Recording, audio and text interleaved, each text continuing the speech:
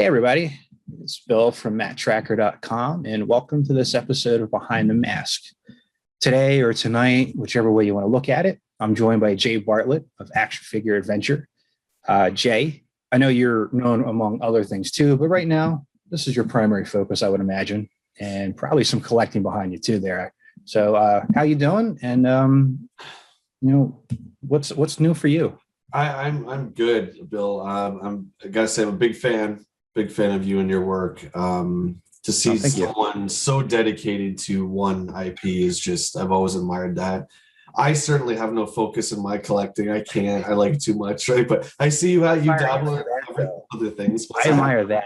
I'm too focused on one. I do have some other things, but it's like, sometimes I do want to branch out. But I admire that, but I appreciate that. You know what's funny is I did a post the other day on Superpowers. I did a video on Batman, and Bill posts in the comments. He posts, it's just his little superpower collection. He has like Cyborg and all the rare ones. I'm like, dude, like, there they are back there. It's my.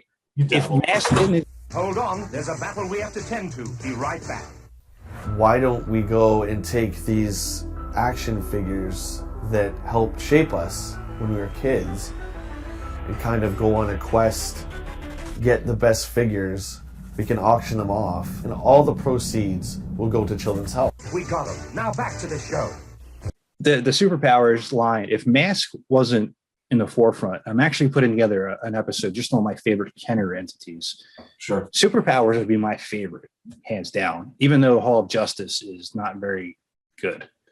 No, but you know what is great, man? You know what I'm going to say is that friggin' Batmobile. Oh my God, that thing is one of the most gorgeous toys ever to be made. I've never owned it. I've never had it. It's actually on the way. My buddy picked it up for me in Texas, and it's on the way. But that thing is just glorious. I love it, man. I love it. Yeah, no, that would be my top line. So maybe I gave something away in that episode that I'm going to be doing, but I'll have to watch it and see. But let's go back a little bit here and talk about Action Figure Adventure. Sure. Now, for those who don't know, Jay and his best friend put together this incredible series. I've seen some episodes of it already, and you can see the passion that you guys have. I haven't seen the whole series yet, so if like there's a big spoiler reveal at the end, maybe you find some holy grail item. I don't know. But I also know that a lot of this, what you're doing is for charity. You get to have this adventure, but you're also putting together this for charity as well. So I just kind of want to give us a little bit of an overview of the adventure you guys had. Sure. And talk about the charity a little bit, if you don't mind. And we can link to the charity as well, and hopefully maybe get some funds that way. Yeah, the Children's Health Foundation is basically the children's hospital in my hometown of London, Ontario, Canada here. And I've been working with them for quite a few years, about 5 years now, I'd say 5 or 6 years off and on. And our first stock we did together was called Nintendo Quest. And I go around and I collect all the Nintendo games, excuse me, for myself. It's for me and my collection. It's a dream. And Rob put a really good spin on it. He's like, okay, you think you could do it in 30 days? And I love a collecting challenge. So I'm like, let's do it. Let's do it.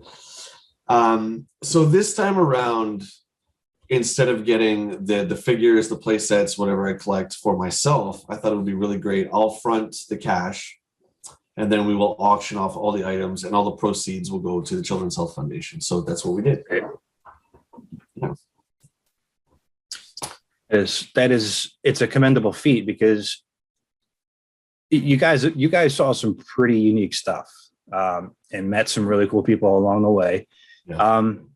What were some of the best moments you could remember? Obviously, maybe other than spending the time with Rob, but unless maybe you hate doing that, I don't know if you want to. You can admit it now. He's not here. Yeah, he'll listen though. But no, if you're, what were some of the highlights for you? Without, I don't want to give anything away. I want people to be able to watch it themselves and to be able to experience it. 10 episodes, right? 20, 25 minutes each? Correct. Yeah. Okay. Season 1 We're pushing for season 2, and I don't know when this episode is going to drop, but it's a great time that we can get together. This is the first day that it's actually going worldwide on Jinx TV, which is esports TV, which is awesome. The stores, for me, it was the stores. We got to travel across North America and go to different toy stores. We kind of planned the route on the way, but like Nintendo Quest, we don't call ahead of time because they tend to not want to book you. But if you show up at the front door with the camera crew, they kind of get that it's real, kind of thing. And just to see the difference between toy store to toy store and how, you know, how the owners display their collections and what they focus on. Like there's a really G.I. Joe heavy store. There was a, you know, Masters Universe heavy store, just cool stuff like that. Rob got to interview all the collectors, which I wish I'd been there for a lot of them because there's some insane collections, man. Like our buddy Peter, who lives in our town, we call him the He-Man guy. He's got everything Masters of the Universe, 2 of everything, 1 in the box, 1 open. It's shelves all over the place, and it's insane. So to go into the toy stores and just the unknown, not knowing what you're going to find in there is really exciting. I naturally have been to as many, but I can tell you that the couple of times when I've been on vacation or in a different part, like if I'm working somewhere remotely, like in another state, I'll pop around. And there was we were in Portland, Maine. My wife and I, we were going up to vacation right in the middle of nowhere in Maine, 2 hours from the Canadian border. So probably could have met up there. There you go. Yeah. But we found this pretty unique shop in Portland, and I ended up finding it wasn't for sale, but Boulder Hill sealed. Oh. They had it up, and then this golden storybook, where it might not mean that much to people, like, oh, you know, but you found it in the wild type thing, and it was $4 in the wild, and it's hard to find these types of stuff, and you guys come across some of it, but there's little things that you're not expecting, and you just kind of have it happen. And it's a cool thing to see. It's yeah. You know, I was just going to say we narrowed it down just for the sake of having a theme, because it was what I wanted to do. So the way I start Action Figure Adventure is very different than the way I end it with my ideas on what I want. But we kind of narrowed it down to 10 different items. So in every store I'm going in, I see a million different things that are, you know, I've only seen a handful of times in my life. And I'm kind of trying to decide if people who just collect toys and hardcore collectors, would they want to bid on this item? Is it auction worthy, as we would say? So that you see that throughout the series, I really struggle with a lot of different pieces I pick up. And especially Mask. Mask is, that's tough to find. 1 in good condition and 2 complete, anything for the most part, unless you're looking at like Brad's bike or something, right? But like try to get a Rhino complete. Good luck, right? And nice shape with the chrome and all that. It's pretty hard to come by. Yeah. No, the Blu-rays on Big Bad Toy Store right now. I'll have a link in the description for that. And no, I still kick myself that I wasn't able to appear when you guys were in the area. Liam having a baby, like all this stuff, and that happens, brother. You know what? That's what season 2 is for, and you can bet you'll be in it for sure. Because I just found it funny that Rob remembered fully when we talked on your show, and I was just like, little stuff. Well, because he's like, we were trying to, for the season 1 of the podcast, we just wrapped up season 1, and he's like, what guest do you want? And I'm like, Matt-Trakker.com, like right away. And he's just like, oh, right on. I'm like, yeah, dude, like we need, and I didn't know your name was Bill at the time, right? So I'm like, we need that guy because we need like the Mask guy, right? And Rob's like, okay, Mask is pretty niche, and yeah, our episode killed it with you on it. So it was awesome, man. A lot of fun. It is very niche. What I've been trying to do for a long time and not just me, but there's, you talked about it a little bit on your live show. It's if it's not for our community that we have, we're relying on nothing. So we're trying to put it all together. I put out my own take on the origin story. Like I have it already written out. I'm trying to figure out a way to animate it myself. And there's other great people on my channel, Brian, Lisa, Darcy, and Dave. They're producing mask content and reviewing things. There's a ton of customizers. There's other great websites out there, and every little thing matters. A post saying, helping somebody find something. That's what we have in this community. It's very small, but it's very broad, and it's got a large heart, and not an irregular heart, just a large heart. Yeah. If I may, the toy community in general, and I've been in the toy community my whole life, and it's the same. It's like you could be into Mask, I could be into Star Wars. That could be our main things. Whatever it is, if you know what I like, I know what you're like. I can message you like, hey, Bill, I found adored a Thunderhawk they were looking for, or whatever. And there's really that camaraderie where you might not be the biggest Star Wars fan, but we all help each other out. We help each other complete our collections and find those pieces. And it's so awesome. Yeah, no. And I know that's outside of the mask community itself, but it's more or less saying it's us. Then there's other people that come in and out from time to time, but we have Hasbro sitting there doing nothing, supposedly. And what I like to do with this channel, when I started, I didn't know what the hell I was doing. I just kind of started doing it. I thought this was a way to bring it more into the forefront, and reviewing things and talking to myself is, you can only go so far before you go completely insane. I'm not there yet. I'm getting there. So like these conversations where I'm talking with somebody else about, their experiences with Mask, their experiences with other toy lines, their experiences with anything in general, around those elements. I like collecting the stories because that's also part of collecting as well. And without them, none of the stuff behind us, the memories, for me, it doesn't matter if you don't have those memories, you don't have those stories. It's hard to justify things in a way. And knowing that, you're a fan of Mask, I wanted to, have you guys on, and Raul will be on a couple months from now.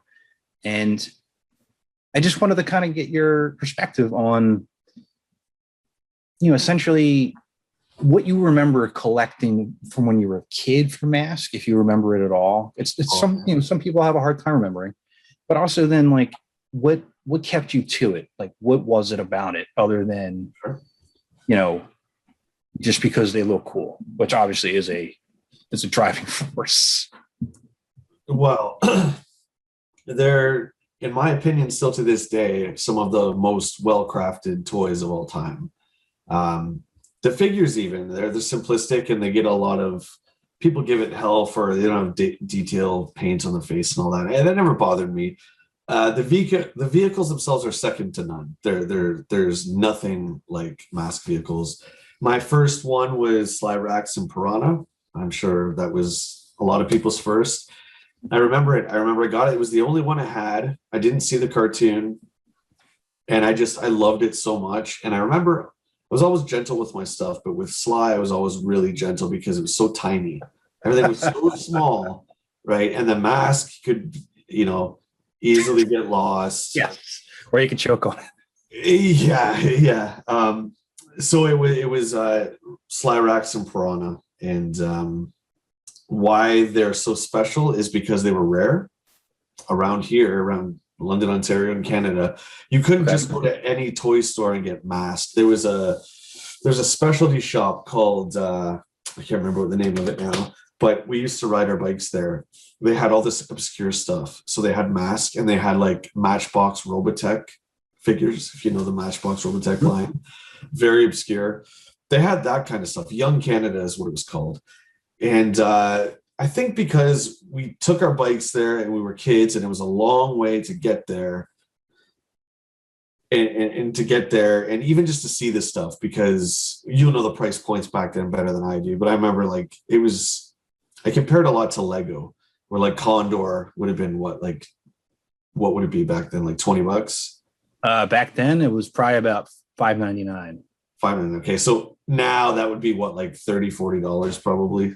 If that was like a Super 7 thing or a, Sure. I don't know how that would come out, but yeah, I mean, I actually did an inflation episode. I forget which episode it was, but I went over, I looked at it like a Sears wish book and then did the inflation price points. They reminded me very much of Lego pricing, where it was like, if you look at like the Millennium Falcon right now, it's like $200 Canadian.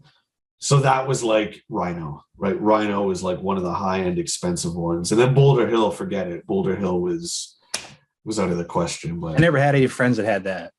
I did. Neither did I. Somehow. Oh, you I had somehow it. I did. I have a picture of it. I'll post it here when I edit through. That's I have a wicked. picture of my dad holding it there, my brother and I opening it up, wondering what the hell it is. But no, my parents spoiled us pretty good. And and I'm saying that in a nice way. They didn't put anything they did everything for us, no matter what it was. So, That's awesome. and one of the things they really like about everything is that, the stuff behind me is this driving force for all these memories and also helping other people remember. Like they're proud of that, which I appreciate that fact. But yeah, and most people's first was either Piranha or Condor because it was the cheapest. Yep. That's my polling anyway. It's not an official poll by any means. But whenever I talk to people, it's usually one of the two, unless you were like really fancy and you got Switchblade, and I didn't talk to you at that point. Back then. Yeah, I remember when I got Switchblade and I was like, oh my God, like it was so awesome. And I remember like I'm a huge Joe fan, so I was like, oh, Miles is way better than Cobra Commander, right? Like because he was brand new and everything, right? But yeah, Switchblade was wicked. Thunderhawk is still, I mean, that's everyone's gonna say Thunderhawk. We used it in our poster for the series. I mean, that's how much we love that vehicle, right? For me, that trumps the DeLorean, that trumps the Ghostbuster car. The Thunderhawk is just. And there's nothing really special about the way it looks outside from, there's not really anything. Actually, the thrusters come out the back, but it's just the doors up kind of thing. Gull wing doors and thunderbolts on it. Thunderbolts on it, yeah. But fantastic vehicle, yeah. It's what you remember and it's how you remember it. That's what it is. It could be a lump of coal and that could be the greatest thing you ever had in your life. Yeah. But there's an attachment you're going to have to it. And that's how you craft the stories, and that's where you're able to, really articulate, hey, what makes this really great? Oh, it looks cool. Yeah. And it does this, but what is it about it that I really like? And then that's how you can say this is the best one. I'm partial to it because of the namesake of the website, and plus it is my favorite. But Goliath, that's one I really love. Oh, Goliath's insane. Never had that one. I didn't have one when I was a kid. I only had like series 1 and 2, and I think maybe Billboard Blast. Unfortunately, when I was younger, and that's okay. Maybe. I always wanted those little. I like at the end, like the jungle hunt Matt-Trakker, and so like they tried to put weapons in their hands and stuff like that. Like, yes. There you go. Yeah. I have the shelf here, so if you mention somebody, I can go. I would hope you have them all, Bill. I kind of figured you would have them there. I don't have them all. The playful line I'm trying to get the ones that were licensed by Kenner to a company in Argentina. You're probably familiar with some of the playful line with like some of the Masters figures of Superpowers. Yeah, they did all kinds of stuff like that. And, you were showing us some of the. I can't remember who you showed us. It wasn't Jacques, was it? You showed us one of them on the show. Oh yeah, it was like that crazy one. But yeah, like it was like this one is like Frankenstein together. But the playful line, essentially, what you have is molds of Ace Riker Yeah. done in 8,000 ways. And there's one of these is Ace and one of these is Matt. But if I take the helmets off or the masks, whatever you want to call it, the head probably going to come out. So I'm not going to do it.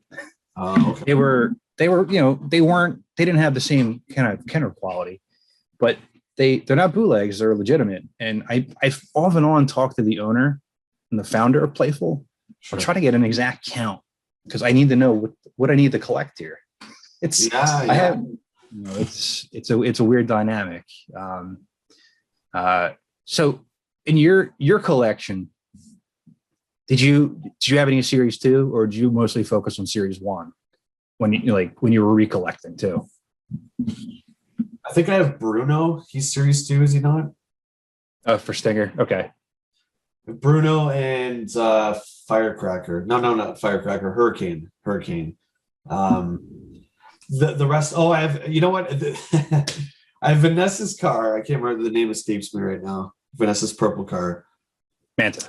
I have Manta, but I don't have Vanessa. And you know how many times late at night I go on eBay and I see her for like $40 or whatever. I'm like, I want to find her. I want to go out there and find her. Even though trying to find loose mask figures, at least where I've looked, forget it, man. You're not gonna. That's a little tricky, right? So I should just bite the bullet and complete that one. Yeah, you're more than familiar, but I can tell you that you're going to be better off. I mean, unless you really want to live for the hunt, yeah, then keep going. But you're better off looking on eBay or somewhere along those lines to try to get those. But the prices have gone up a lot, on everything mask related lately, and like loose figures from series 1. I was trying to help somebody find a Cliff Dagger not too long ago, and it was like $40 for Cliff Dagger, and I was like, Cliff Dagger, Jackhammer? Yeah.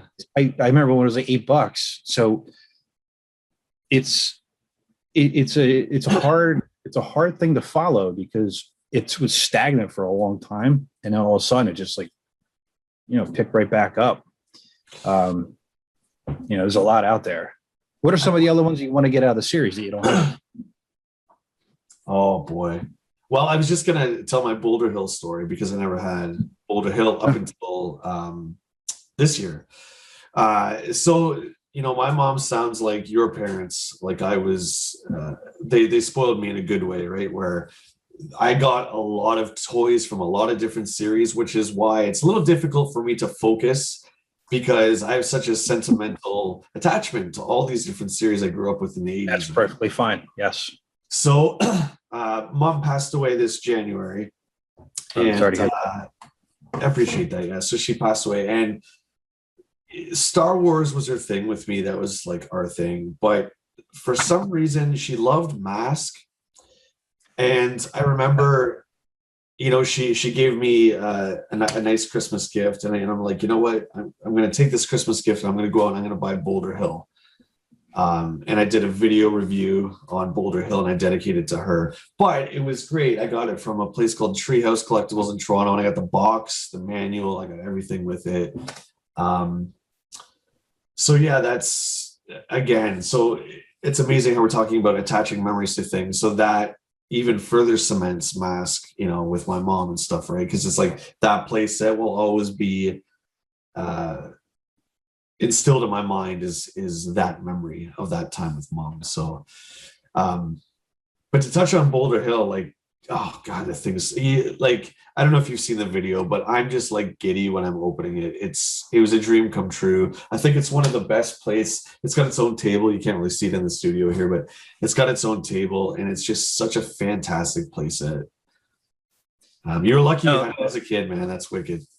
No, you're not incorrect on that. And if you don't mind, what was your mom's name? Jan Bartlett. Yeah. Well, thank you for instilling that in your son and helping cement this conversation for whatever that's worth. It's kind of you, man. It is. Yeah. Appreciate that. But your flag there is probably the best thing you can actually get to display on Boulder Hill. it's such a hard thing to display because of the way it's shaped. And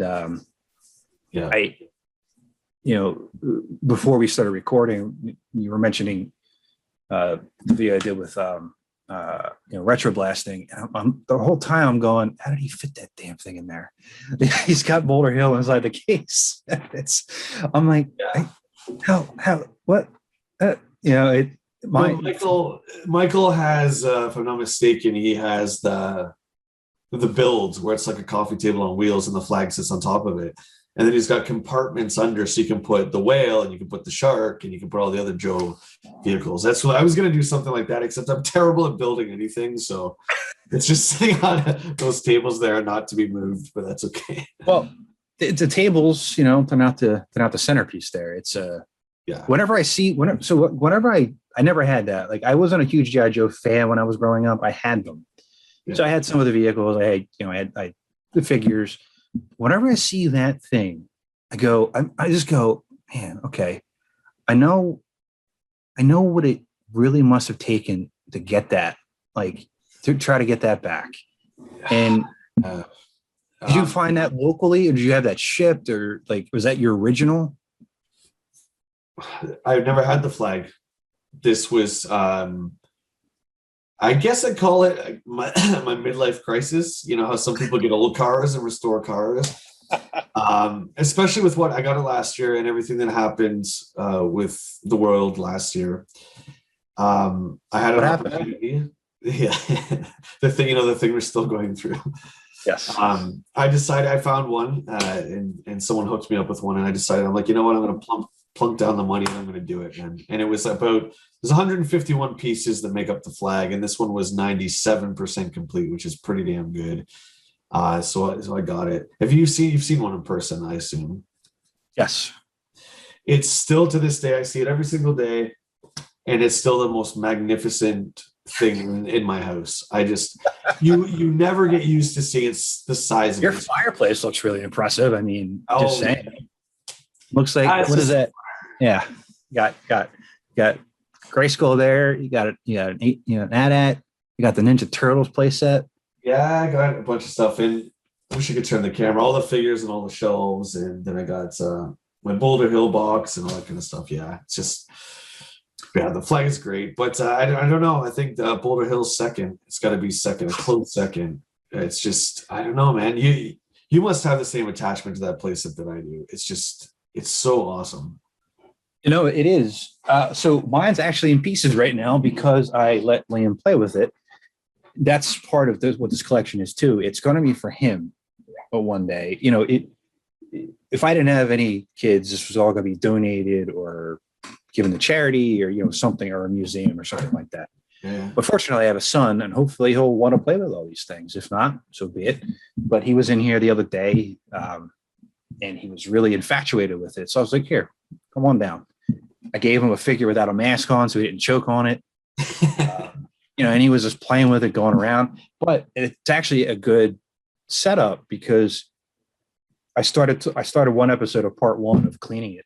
I have to do part 2, and I'm going to try to restore some of the parts, because mine I got at a flea market or a type thing in New Jersey, and it was complete. I knew it was complete, but it wasn't, some of the parts were in rough shape. So I cleaned it the best I could. And, but I want to kind of, try to restore it the best I can. So there's a lot of warping, there's, things like that. So it's going to be part of it. I don't have the box, which I was really hoping that place in Portland would have sold it, but I don't know what the hell I was going to do with it. I was walking around Portland with my wife and our dog. What was I going to do with the Boulder Hill box as we're walking around? I would have figured something out, of course, but. And it's the same as, obviously it's Kenner, so it's the same as the AT-AT Walker box. Now, it's all these boxes are extremely brittle, but the Kenner stuff where the vehicles came in, oh man, like when I got the Boulder Hill box, they shipped it. I can't believe they shipped it to me, but it was immaculate when I got it. But I'm like, how the hell did they ship this box? Let me ask you, is yours, I have a problem. Obviously the roof is warped, right? I think most of them are like that just by design. The gas station sign, mine will not stay in the base. I had to actually tape it in there because it kept popping out. You know how it goes in with the peg and the ball joint and the peg, and it clips in the bottom? Yes. Mine Is will there any not. so it's one thing to look at. Let me grab it here real quick. So mine's actually more complete than this. This is how Liam was playing with it. So For sure, yeah. so bear with me here. So this ball joint here, Yep. I've seen people say that it can expand somehow. So that might be part of the case. I can't say that for sure. I've never seen one do that. But I mean, I don't think there's anything that would really be hindering it though, because of the fact it's going to sit in the base. I think It doesn't like the not the end ball joint, but the stick part. It just doesn't feel like it's long enough, so the ball won't go under and then get clipped in, right? So it just keeps slipping out. I don't know. I'm just wondering if that's a design flaw, or maybe mine is a special thing. I don't know. I've never come across one that doesn't stay in. I've seen people say that it might get a little snug at times Oh, because of that. I wish mine was snug. No, it's not. The But it might just be a design flaw in either that post yeah. or the base. And one good thing to point out is that you can find this if you wanted to try to get another one of these, let's say, to test it. You could probably get one for like $15 on eBay, just to see if it's this piece or it's the base. If it's a base, it's a little harder to come by. But I wouldn't recommend, like, let's say maybe like gotta open it up a little bit more, but there's only so much you could do with old plastic like that where I really wouldn't recommend it. That's what I would do though. I would try to find one and just see if it's the base or not. I think I'll do that because where it goes in, it's not broken, and the actual deck that the Boulder Hill playset sits on is not cracked. Thank goodness, because I think that would be a good way to go. Yeah, I think that'll be a good way to go for that at least. But yeah, my Boulder Hill and everything else in here, like I said, it's everything in here has a memory tied to it. That's great. One of the things I started recollecting recently were gargoyles, which are here. Yeah. My dad and I watched that religiously, and I just remember it so fondly. A lot of the lines I have here, I had more back in the day, but I started to focus more on mask, and I kept the things that were really important to me, kind of moving forward. So, and it's hard to do. People pointed out to me, maybe you should focus more on one, and you'll be able to find the harder to find pieces that you want to get. And it's probably the same principle that you follow with the varying things that you collect. You're not focusing on, let's say, like I see obviously a good amount of Star Wars figures behind you there. Sure. But you're not. Are you focused? Like I showed you that bootleg misc set. That was good misc. Like you're not going out looking for that. Your focus is going to be more laser guided. And it lets you be able to collect those pieces. Like you got the Boulder Hill, you have the flag. You're not getting the little things that add up in the end, right? Like, or are you how are you targeting your collection? Like, what's your thought process? What would you say? Right now, I've just recently got back into comic books, which is a huge mistake because I haven't read Marvel books since the mid 90s, and now kind of getting back. X-Men, Spider-Man's my guy, and so now it's like Marvel Legends. I'm like, oh god, here we go, going down that hole. But I mean, I collect every single series I do that was a part of me, right? So all that stuff, Black Star, Brave Star, Thundercats, He-Man, everything. So for me, when I go to a toy show or when I go to a con or when I go to a toy store, yeah, like, you're looking everywhere, like almost spazzing out because it's just, I didn't go in there for just Mask or just GI Joe. It's like, hey, whatever catches my fancy that for that day kind of thing. I like that though. I mean, it's it's exhausting, but I enjoy it. Mask, I definitely want the entire set. I said that years ago. I want every single vehicle, everything, because it's just, they're so, like I said earlier in the show, they're so well crafted. Those vehicles are second to none, especially Rhino. I mean, who doesn't love Rhino? Rhino's got to be one of the greatest vehicles. I put it up there with the Batmobile from Superpowers as being that damn good. Yeah, you got it right there. Oh, there's you bastard. Rhino's back. Still. Yeah, Rhino's back here somewhere. Yeah. I got one with the box not too long ago. So I was really excited about that. Yeah. I see a ton of Mask boxes. That's awesome. So yeah, they're not in any great shape or anything. There's my Boulder Hill right now and some parts there. Yeah. But that Rhino box is actually autographed by Doug Stone. And my Thunderhawk is too, which is pretty cool. But all those boxes there, they're like, in some kind of shape. They're not meticulous, but I wanted to try to preserve them the best I could. And that's what I have kind of going on there. They're not sealed in boxes. I do have a couple sealed, but that was because of that. I don't know if you saw like that Chile find, where there was this warehouse in Chile where there was, I was able to link up with the people that found it and help them get the word out. And I bought a couple of things through with, some friends because they're expensive. But I couldn't pass up that kind of a piece of history. So I have a sealed Manta. So if I ever open that, I'll send you Vanessa. Well, let me tell you something, my friend. I have 2 Boulder Hill boxes, so you never know, man. We can maybe work something out someday. One is the Canadian bilingual, and then the other is the American. So the Canadian ones are hard to find. I will tell you that. I got it. A local comic shop, Heroes. A good buddy of ours. He's like, I got a Boulder Hill. It's just a bunch of parts, and I'm like, I'll use the extra parts and try and upgrade some on mine. And so it was literally a box of miscellaneous Boulder Hill parts, but it all came in the box. It didn't have this part. It did. No, it didn't have that part, of course. It had, the garage doors and all that, and an extra boiler. Thank God, I didn't need that. It's like the one part that would have made sense. I don't need another boulder. I'm good, but so it was we can talk off camera. Yeah, not a problem. I'm going to give you a piece of advice as a mass collector to another collector. Save the split seconds line for very last. Yeah. It is not very good. There's some key parts in it that are nice, but unless you're trying to be a completist with it, save it for last. It's not something that you're really going to have a lot of gratification collecting.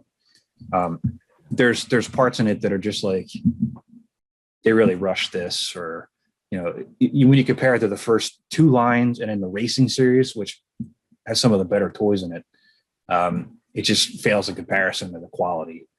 I can be objective. It's not just all, it's not, mask goggles on for everything. So, I'm sure I was just gonna say, I'm sure you get this question a lot, Bill, and I can't remember if I asked you this on our show, but why did they decide to do like a racing series, and why did the story turn into that? Do you have any idea why? No, I've tried. I reached out to the show producer. Yeah. And initially when I first reached out, his assistant got back to me. Yeah, no problem. I sent some questions and I never heard back. I was like, why racing season? Why this? Why that? Like, what's the thought process on this? None of the voice actors remember. They wouldn't really have been privy to it anyway. And, I have no definitive information on it. I've tried to reach out to people at Kenner that used to work at Kenner. to see if they knew anything, but just really, It's like you go from like, every episode almost being like an Indiana Jones episode, right? And then you go into this battle racing stuff, and it could have worked. Well, I just don't know why they cut it so abruptly, considering the first season was 65 episodes and they were doing like 3 a week or something like that, 2 a week. Wow. It was a weird dynamic that happened with it, but I really like it's one of the mysteries that I really want to try to uncover. It's something that's bothered me for the longest time. What happened? And okay, maybe it doesn't need to be common knowledge, but something happened. I don't care what the backstory was. I just want to know, what was the thought process? Like, was it down sales? Was it this? Was it that? What were you trying to accomplish? Was it trying to market to overseas more? I literally have no idea what it could have been. And it's hard to really think about. And it's something that I have not been able to formulate any kind of, like, even an educated guess. Yeah. Like if you look at lines like, Real American Hero, and going into the late 80s, early 90s, G.I. Joe transformed into whatever was hot at the time. So you see Jurassic Park in there. They got the Street Fighter license. You see Star Brigade because there was whispers of Star Wars coming back to toys. That I get. And so I was trying to think for the longest time, like, was racing really hot or something? Kenner was like, maybe Mario Andretti was around everywhere. I don't know. You got to figure that out, man. You got to figure that. That's your goal. That's your mission. You got to make it. I've been trying on that. I have to select the best agents for the mission, and I've tried on that front. But no, I appreciate the time, Jay. Again, Action Figure Adventure will be a link in the description if you want to get the Blu-ray. So online, it's in Canada only right now, right? On TV. Nope. Today is the first day. It's worldwide. So okay. So the network is called Jinx Esports TV, and it's a network that's all over the world. Okay. UK, America, Canada. So today is the first day that you can stream the entire first season. So I'm honored that you took some time on the first day that you're on television. Come on. Some time. No, I mean, I really am. I appreciate it. And I will keep my eyes out for Vanessa for you. And again, I appreciate the time. And I'll put a link to the charity in here as well. And if you want to send any pictures over your collection, I can superimpose it over my face because nobody wants to see this. And again, thanks for jumping on. And, Bill, thank you. I mean, you're an awesome dude, and it's been a pleasure to get to know you over the last month or so. And it's great to talk mask with someone who literally knows everything about it. Because for the longest time, Rob and I didn't have a lot of people to talk to Mask about. Everyone likes Transformers and Joe and Star Wars, but bring up Mask, and they're like, "What was that? Those little guys?" I'm like, sure. Anytime there's a question, if I don't know the answer, I know the person that does know the answer. Yeah. So anytime you guys need a hand on anything or any, feel free to ask. We're definitely, when we're back on the road, when we're allowed to come across the border again, we're going to come see you and get you into season 2 for sure. So I look forward to that. Thanks for having me, dude. I really appreciate it. I appreciate it too. So for Jay, I'm Bill. Please remember to like, comment, and subscribe to help keep Mask alive. And we'll talk to you later.